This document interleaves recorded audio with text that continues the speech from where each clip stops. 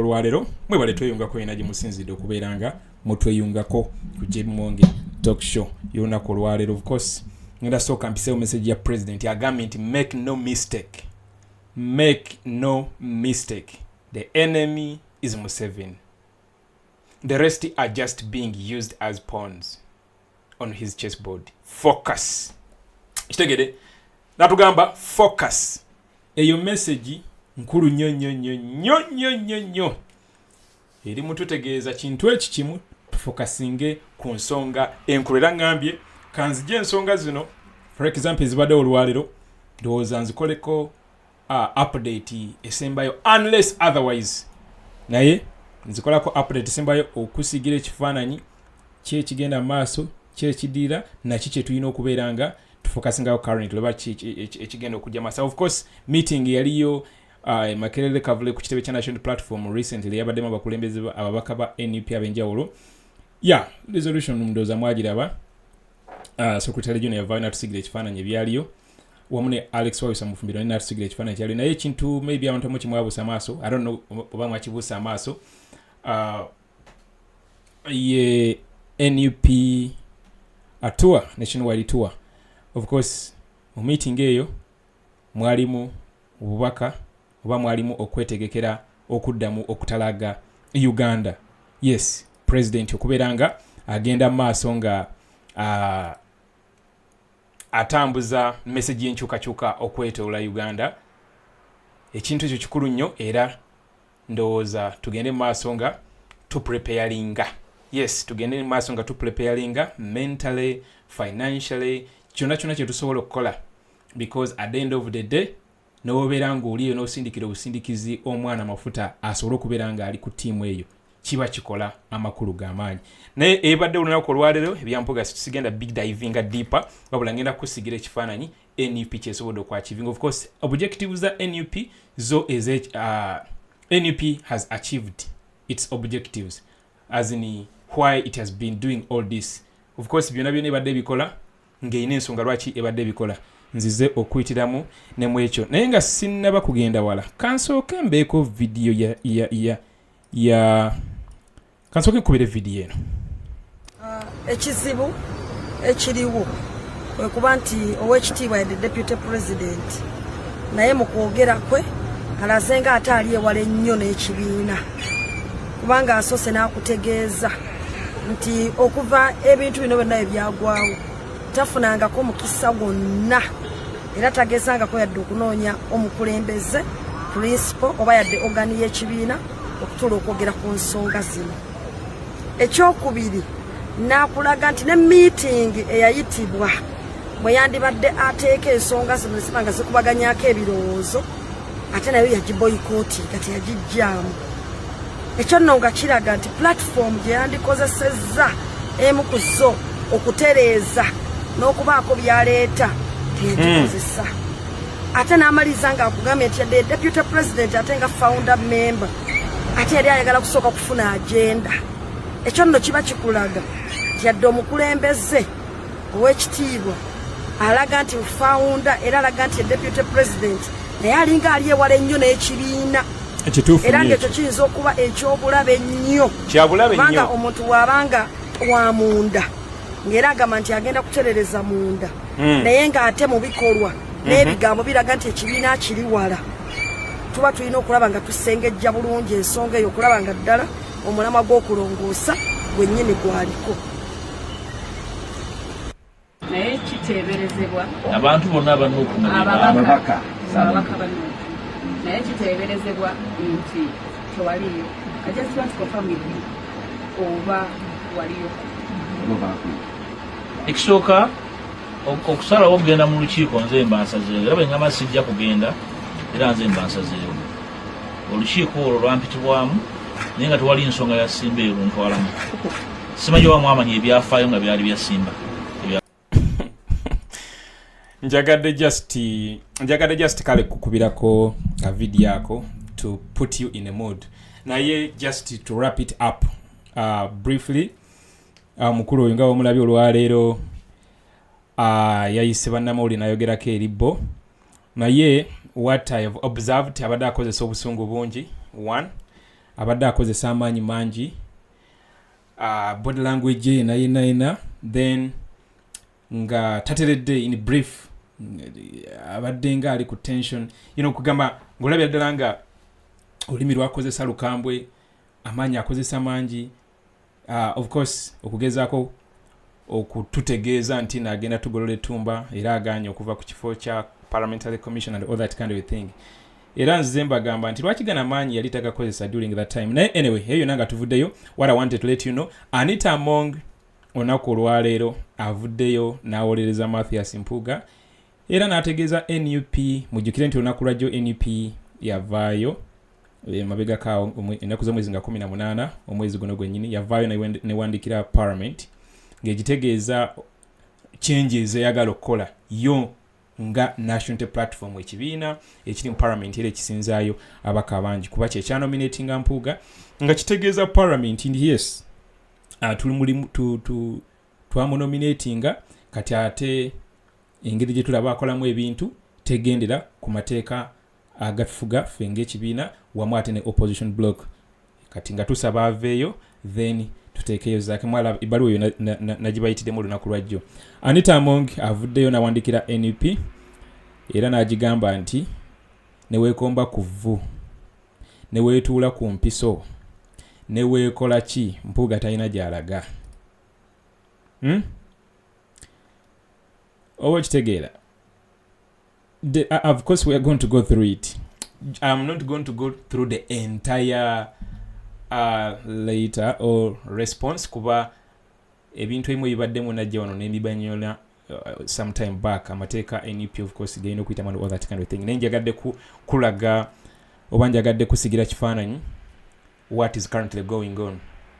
Anita Among avuddeyo n'awuliriza bulungi Mpuuga era n'agamba nti NUP teyinaade na buyinza and all that kind of a thing. Of course NUP ekyo nakyo ekiwaddeko response ng'ensonga zino of course zimalirizibwa kuba yo ezimaliriza. Yes, ensonga zino za Mpuuga ezimaliriza ate ne Mpuuga naye kennyini zigenza okuggwa ng'agandidde ku kifo kya parliamentary commissioner era agambye tagenda kivaako wa mwetuge. Yes, ayogedde bingi of course. Naye Anita Among you know one. Kulaga wano nti of course yagiwandiise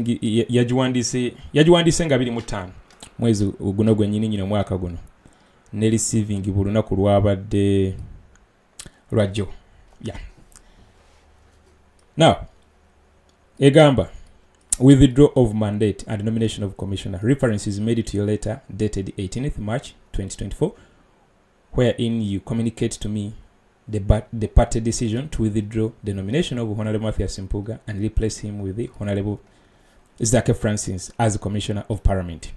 Parliament Commissioner elected by Parliament by virtue of Section 2 of the Administration of Parliament, Cap 257 and Rule 11, Subsection 4 of the Rules of Procedure of the Parliament of the Republic of Uganda. The role of parties under the law is limited to nominating candidates for election to the office of the Commissioner of Parliament as stipulated in subsection 2b. It provides nomination of the candidates for election to the Commissioner of the 4 members of Parliament referred to in subsection 2 shall be made by the government and the opposition sides. Now, gundi zino sazifunye zonna anyway.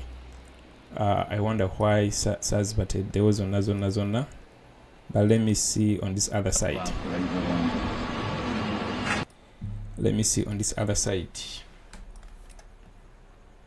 Okay, NEP anyway. Yeah, snippet je sharinze. We don't need to go deeper into details. I don't want to waste your time because I just want to give you the gist of the entire response. In brief, the response has been denying. It has been actually ngigana okusaba kwa National Unity Platform. Now, I want to read to you the response from the National Platform ngegalawo ensonga eno. In brief, nze mundaba yange ensonga eringa gigadde because NUP of the negamba nti for clarity egambye like the way you see on the screen. I want you to also follow along. Egambye for clarity, when we communicated to Parliament our decision to withdraw the mandate, we had given Honorable Mathias Mpuuga. For clarity, when we communicated to Parliament our decision to withdraw the mandate we had given Honorable Mathias Mpuuga to represent us as the commissioner, we were aware that Miss Anita Muwonge would seek to protect him like she has previously done. Just this past weekend, Dictator Museveni praised her for having brought many opposition leaders to him. Her ways are therefore well known. In any case, Miss Muwonge chaired the Parliamentary Commission meeting that illegally and immorally allocated the 500 million shillings to Honorable Mpuuga. Our communication therefore intended to achieve 3 objectives. Now, I want you to listen, or I want you to also follow bulungi nnyo nnyo ensonga zino ng'ozifollowinga bulungi. NUP continues to explain to state objective number 1 kyeyali ayagala okwachivinga, to be on record and officially communicate to Parliament our disapproval of corruption and the abuse of office. That is 1.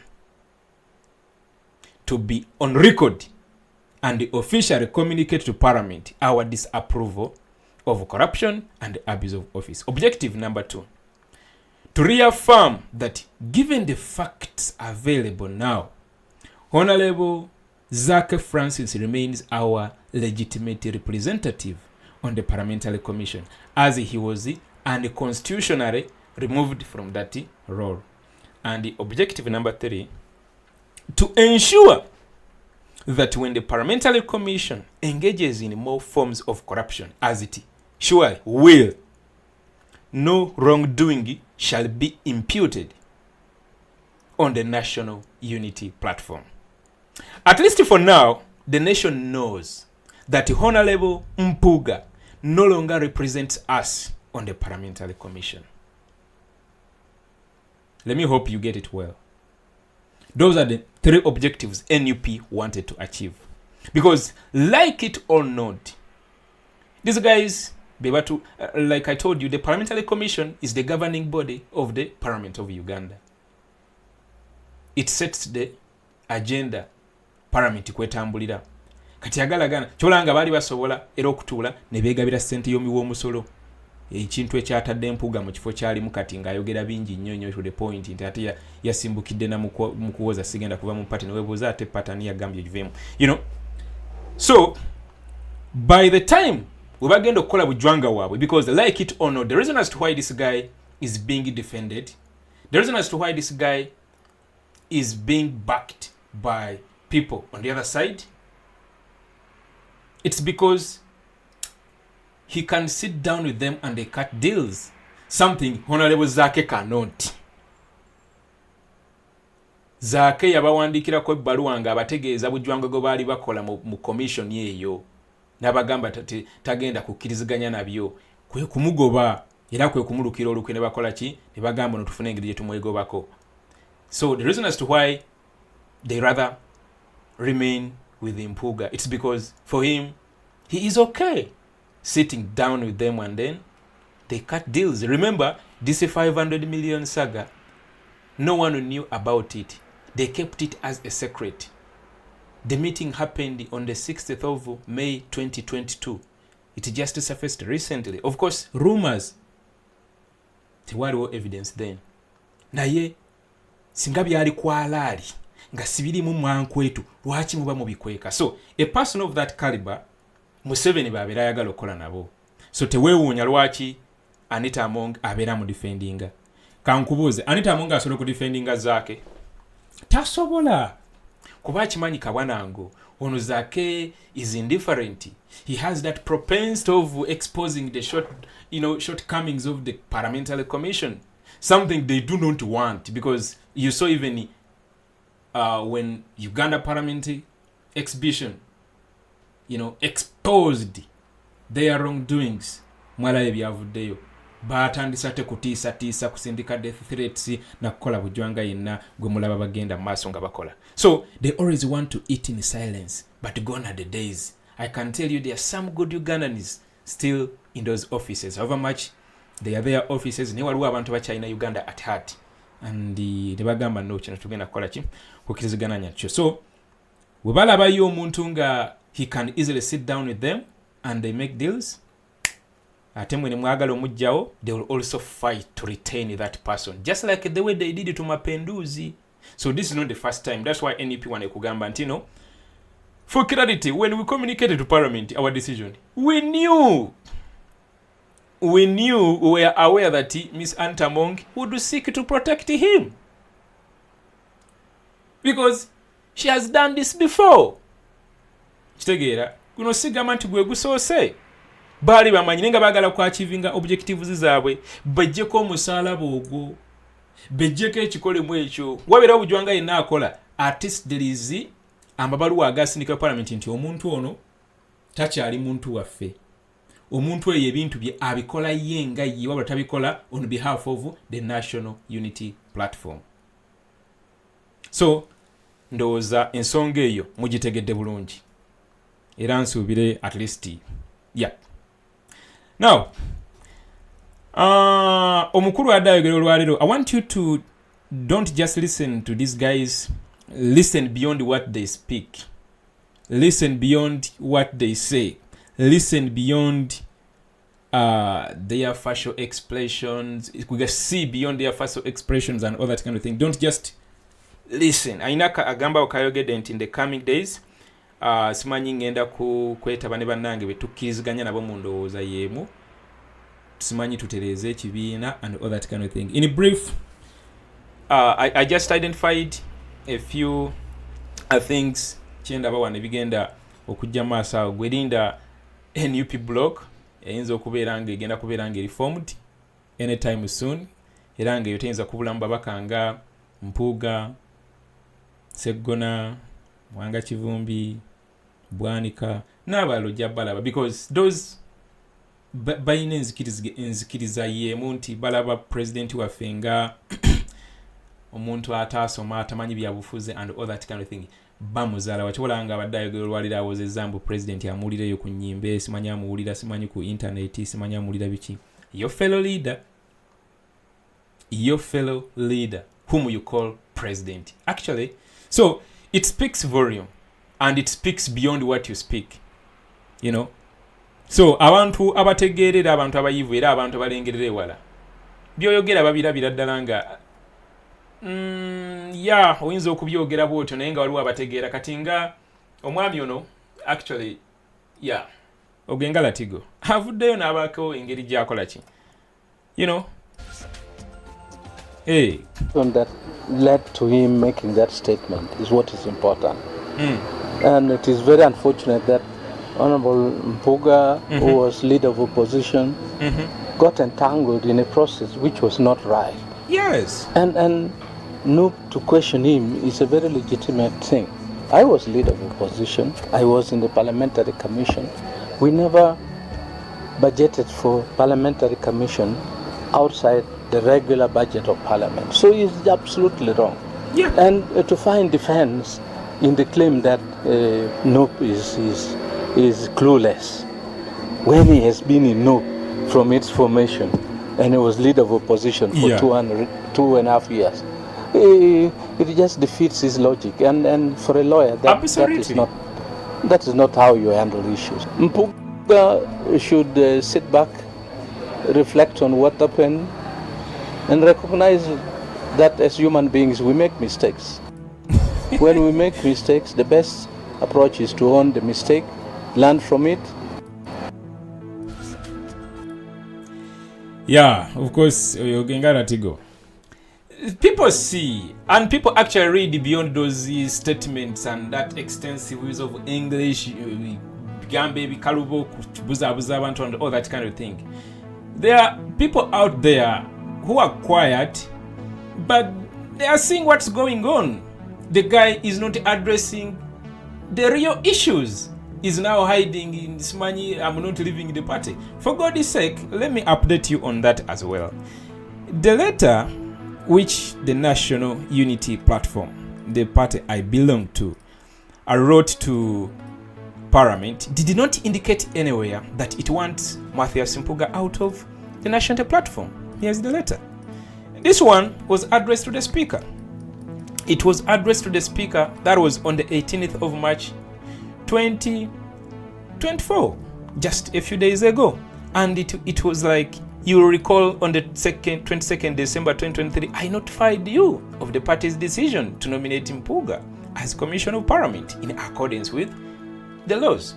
The party has now decided to withdraw its nomination of Honorable Mpuuga and consequently recall him from the position. Accordingly, the party hereby nominates Honorable Francis Zaake, who was unconstitutionally removed from that position on the 10th of March 2022.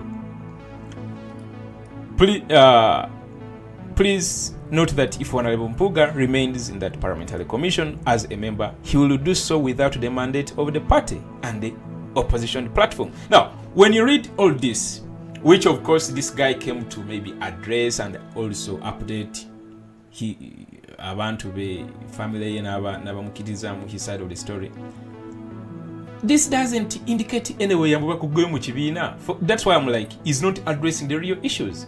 He's simply beating around the bush, trying to create a number of weird stories and then build on those to make points. Tewali n'omu yamugambyeko kuva mu party.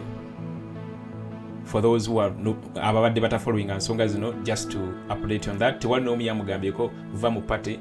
There isn't any official communication from the National Executive Committee instructing Mpuuga to vacate or to okuva mu party. Ne musajja azze nti ate sigenda kuva mu party, ate party nze nagitandika, ate for God's sake buli omu yatandika NUP.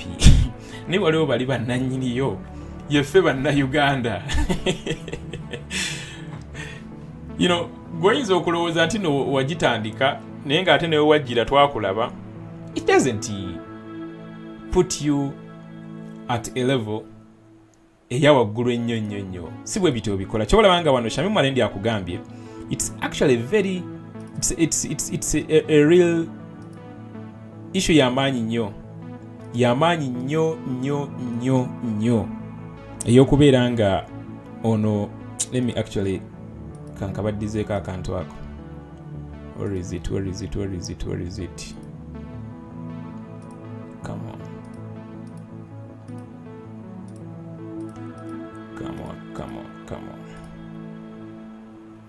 Yeah, Shamim Malendi wano wadde agambira. Ekizibu ekiriwo kwe kuba nti owekitiibwa yadde deputy president naye mu kwogera kwe alaze nga ate ali ewala ennyo n'ekibiina. Yes.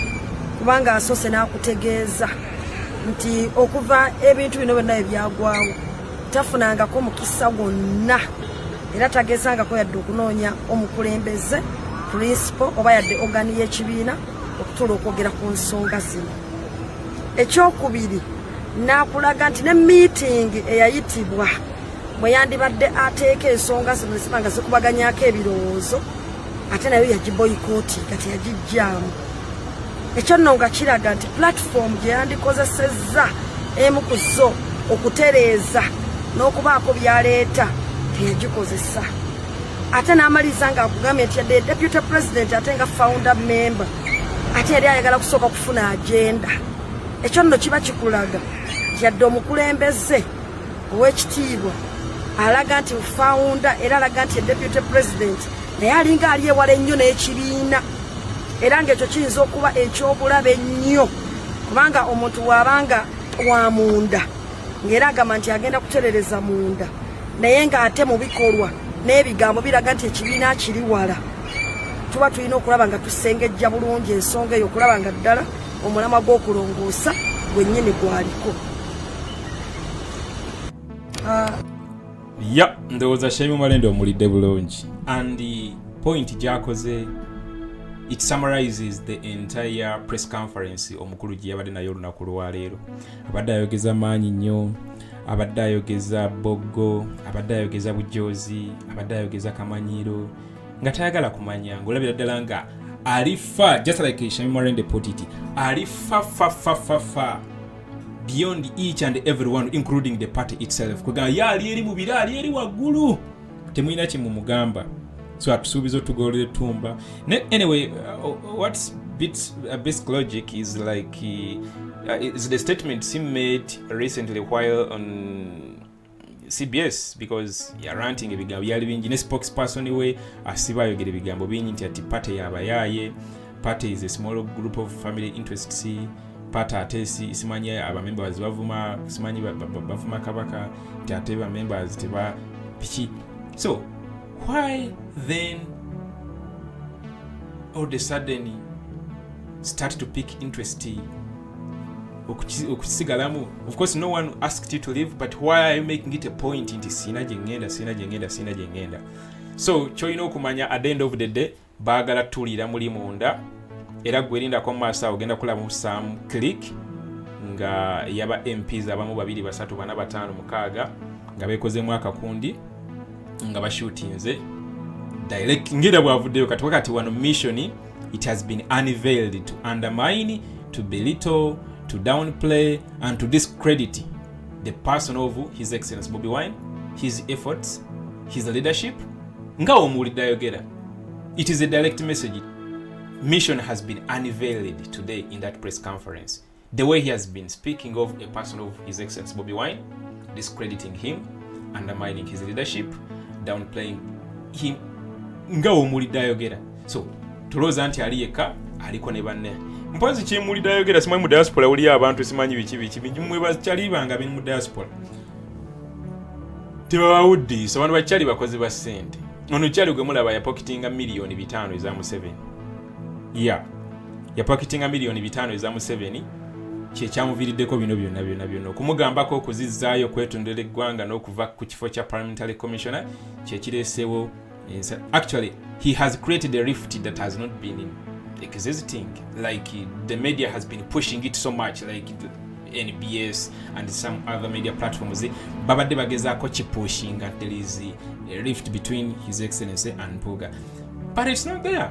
Only that mu press conference y'olwaliro yeke nyini rift eyo agicreatinze mu ngeri gy'abadde ayogeramu amaanyi g'abadde akozesa toni gy'abadde akozesa and all that kind of thing. Naye like I always tell you, these are episodes of this revolution. Yeah, I always tell you it's not gonna be a smooth ride and it will never be a straight line kind of a journey. It is going to have those ups and downs. How we overcome them defines us.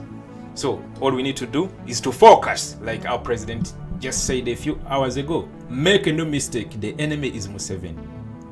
The rest are just being used as pawns on his chessboard. Focus. Now, expect NUP nationwide tour soon. Expect NUP nationwide tour soon. Be part of it wherever you are, whether you're in the diaspora, whether you're in Uganda, wherever you are. And always renew your commitment and devotion and loyalty to this struggle. Bro, tetugezaako kukkiriza abana abasajja bakozesa ebigambo ba discrediting ono president waffe twamwekolera. We had given them so much time actually. Ever since Museveni started playing games on Ugandans, of course he came as a force to reckon with. That was way back in 1981. But ever since he started playing his games during the times of BSJ, Winnie, Byanyima, you know, okumuvaako ne baforminga parties awo, I mean pressure group awo byonna ebyaliwo during that time 1996 between 1990 and 2000, between that time frame twakwasa abasajja bano bansiba mataayi obuvunaanyizibwa batereze Uganda eno naye kati byabalima kati ffe twekolera omuntu waffe ayagalibwa ensi yonna. Bw'agenda e Busoga bakaaba, bw'agenda Arua bakaaba, bw'agenda e Bugishu akadodi bakakyusa n'oluyimba bayimba lulwe bwe babanga bakola circumcision function zaabwe era obawuliranga n'ennyimba bayingiza mu kigambo Bobiwine. I like that song, nkagala nnyo. Akadodi bakayiwa mu bigambo bya Bobby.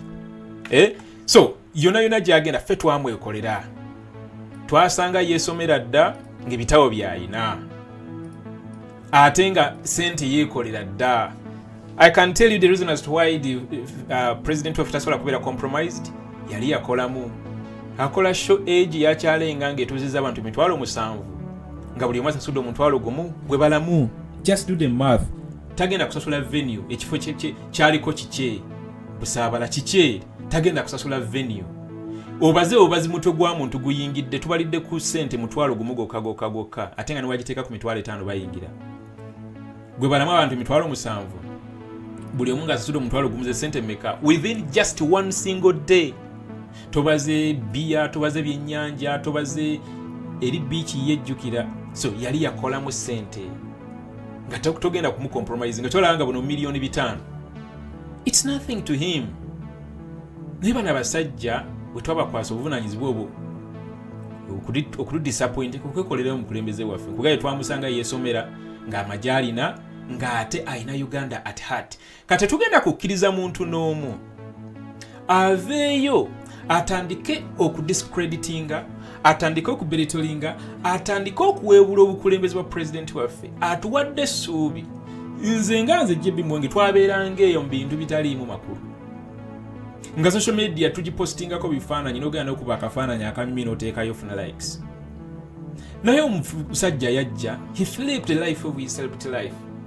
He flipped the entire script of his celebrity life. Yagiflippinga n'agamba no buli kimu nakisacrificinga n'atuwa essuubi era abavubuka ne bakola kini bayimuka. Oyo Mpuuga osobola omugamba tomulabangako yadde nuka campaign trail oba ya mubaka ki. Osobola omugamba agende Bugiswa akunga oyo n'agenda n'akunga. We yalabanga kunga ye Masaka mulimu abaagala ebifo ne bagiyimiriza. For God's sake kunga ye Masaka ekintu ekyagiyimiriza kyali kintu kimu. Just mwalimu abantu abali baagala okushowinga interest mu positions. Okutyo oku kwaliwo. Kyonayagala kunesimbako nayagala kunesimbako. You know, for them they take positions as a life or death. Kyolabanga ekifo kya parliamentary commission takivaako akitemerako ejjambiya kyekimu ne bwanaani ono mu Galatiya ebifo babitemerako omuntu ejjambiya. So balaba mukunga nga mwalimu elements z'abaana abali bashowinze interest okujja ku febinja ne bagamba mmwe eno tugiyimirize. So naye kyennyamiza naye tetugenda kukkiriza muntu n'omu bwe tubagambako of course nga bagamba tuvuma mwe muntera okungobera ku platforms. Nze omu kuba activists abaagala enkyukakyuka nga nyina platforms ku buli social media platform. Bw'ogenda ku TikTok ojja kusangayo platform ya JBMuwonge. Bw'ogenda ku Facebook ojja kusangayo platform same yokka actually. Yasangayo JBMuwonge radio, osangayo JBMuwonge TV channel, osangayo JBMuwonge, osangayo JBMuwonge fans page group and all that kind of thing. Ogende ku Twitter ojja sangayo kintu kyekimu. Wano ku YouTube tulina JBMuwonge podcast. Ogende ku Instagram ojja sangayo podcast gyeri JBMuwonge. Byonna nga biweereza message ya nkyukakyuka. Oli ompuliddeko nga nvuma omuntu. Naye ate tujja ne tubaako tukola ki bitubagamba. Kati tubagamba amazima bonga bagayita okubavuma. Naye ate tetunnaba katukozesa bukozesa mimwa. Naye bataayi tuli banyiivu. Tuli banyiivu nnyo. Faikeke, thank you very much. Tuli banyiivu. Ebyo muwoza mugenda tugolola ettumba. Kale ate ffe tugenda oddibagolola. Manyi lwaki tuli banyiivu? Tusomedde ku mulembe katunyigirizibwa tetufunangako nkyukakyuka kacyanga tuzaalibwa. Tufunye omukisa ogutabangawo nga player gwe tulina mu field tayagalibwa Uganda yokka wabula ensi yonna ngoba mukwatako weebati ensi yonna eyimuka. Kenya neyimuka, Ghana neyimuka ne bagamba mumute oyo Kyagulanyi Bobiwine mumute. Tufunye player gwe nodda wali ssebo n'oyambala akakooti n'oyambala akasuutingu. President musaasira bambi omanyi muwulireeyo ku TV abini ku nnyimbe. Notunda omusajja nga bandisuubire nti agenda kubeeramu amagezi agambe naye omanyi ekifo tekinjogeza bino byonna. Kifo ate si kyakufaana kuwona kifo ekifo ng'olowooza omusajja agenda kubeeramu amagezi agambe naye ekifo kino tekinkozesa bino byonna. Ekifo kankikole ki? Naye naakola press conference nga azze ku discreditinga. Kati awo omanya nti mission is alive. his mission as to why he actually even ate the money, because very many of you have been asking questions that what did this guy sign for in order to be given that money? Remember, he signed that deal 6 months into the office of the leader of opposition. 6 months. The one he calls gratuity, because gratuity actually is always stipulated very clearly in bold letters in your contract. You know, naye bakosa oluzungu lungi musimanya akasiimu ate gratuity. Tetugenda kukkiriza muntu kutukola ki. Anyway, andi yaga agenda tugolola ettumba. Ffe tugenda odimugolola. Nze nkwade platform zange zonna nti bagasimanyi tubavuma. Ate no tunatandika. Naffe ebigambo tusobola kanakamu okalaba kasobola okwogera ebigambo ebyo ebinene. Naye olumu ogamba nedda. Tekyetaagisa tekigattako. Bali ababikola babeera basasule batuvumaganye. Ekyo ina kitegeera butegeezi, common sense. Ne kati sebo bano kibakozesanga defense. So guys, that is it. That's what is currently going on. Essuubi lyetuyina mu president waffe Kyagulanyi, essuubi lyetuyina okuba yagala gana kiza like I always tell you, the story of dictators is always the rise and fall, but it doesn't happen magically. There has to be work done, and this is the work that we are doing. You know, this is the work that you're doing. But hey guys, mulimo guno gutukola tufunyemu bano basajja bakulu bonge ekifo kibasingira ebisigadde byonna kati batandise okutaataaganya already bakulyetinzewo da NUP block. Abakulembeze abasayinize ku NUP block eyo, by default you can even mention them, those that have abawolereza this thing first of all. Kibulanga lwe nagamba nti muba noting, muba recording guligola bavaya wolereza okozesa obi office kuno. For God's sake, if you defend the person of Honorable Mpuuga for taking 500 million taxpayers' money, then where do you get the audacity to blame Anita Among, who uses 400 million weekly? Where do you get that audacity? That means you shouldn't even blame Museveni for praising Anita Among, you know. Then if you are in that kind of a bracket, then which kind of change are you promising Ugandans that are desperate for change? Not today, not yesterday, but for the last 38 years. So kyetugamba nti fabamu tetugenda kukkiriza. Era tujja bikkiriza. Only that tetugenda tebidwe eringako nnyo, tugenda kufokasinga. Guys babaddewo nga bafuna bufunyi ensonga zino baziryamu buli.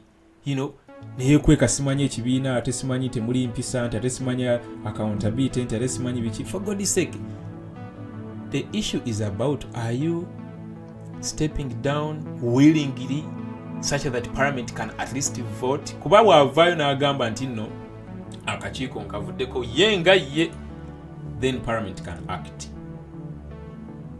Naye kati alina backing yani Anita Among. Ate Anita Among yomumanyi mobilizing abakulembeze basigadde basiba musimbi. Naye nga currently Anita Among ye yakikonye mu stamp ekya NUP nekikola sorry nekigaana. Era tosuubira nti nno Mpuuga agenda kuvaako ku parliamentary commissioner nedda. Anita Among naye nga NUP bwe kugambye nga maliriza live channel aliyo mu bukyamu, taliyo na mandate y'abantu, taliyo na kwagala kwaffe ffe omukulembeze gwe tumanyi nga parliamentary commissioner aliyomu Honorable Francis Zaake. Kooti